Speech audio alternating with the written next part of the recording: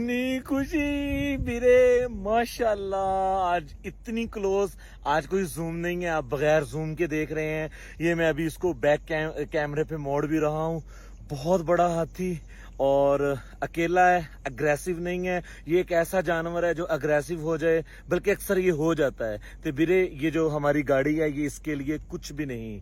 आए वीरे, जिंदगी दी चस आ गई। बिलीव करें, आप जिस चीज की नीयत सच्चे दिल से करें, अल्लाह पाक वो आपको लाजमी देता है। मैंने कभी सोचा भी नहीं था मैं इनके करीब जाऊंगा, लेकिन मैं सारा दिन नेशनल जियोग्राफिक, डिस्कवरी चैनल, ये सब कुछ देखता रहता था। मेरे अल्लाह का इतना फजलो करम कि उसने मेरी दुआ कबूल की और आज मैं